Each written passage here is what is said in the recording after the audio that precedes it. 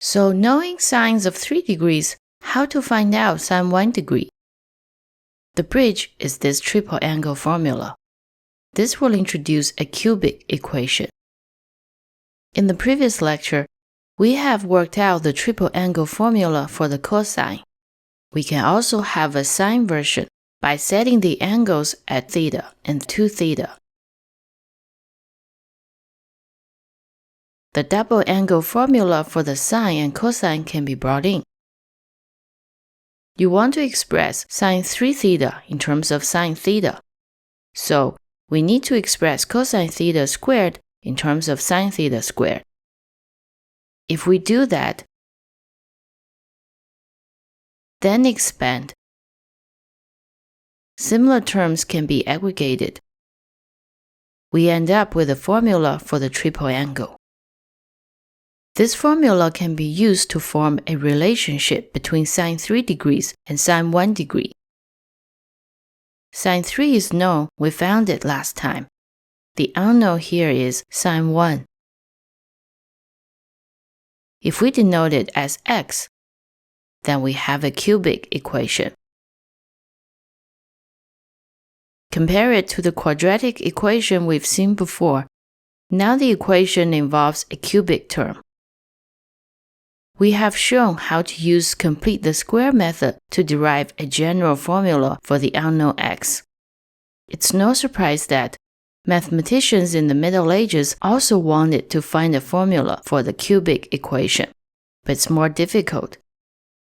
Italian mathematician Cardano developed a method for solving a simpler version of the cubic equation, where no square term is involved.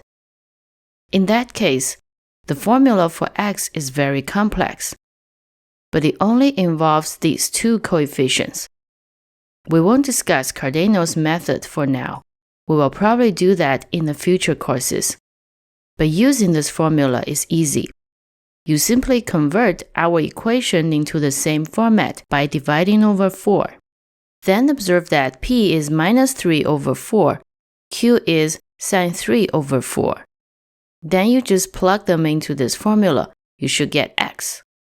But if you try it, you will see that in this case, this formula won't work.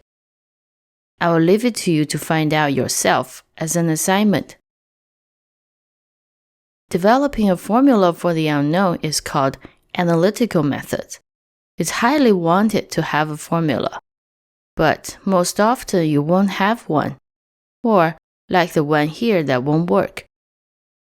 So in that case, we can use numerical methods. So in this section, I will show you how to solve it using numerical method. The idea behind numerical methods is very simple. You start with the initial guess for x, call it x0. You plug it into the equation to see if it matches. If not, try another one.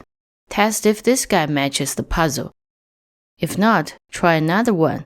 Test if this guy matches the puzzle. No, try the next one, and so on, until you find the match. And that is your answer. This method is easy because it doesn't require as much mathematical skills, but it might involve tons of computing resources. With the advances in computer technologies, we can easily afford that. And that's the reason data science is so popular now, and anyone can become a data scientist. So in our next video, I will show you how to implement numerical methods in Excel.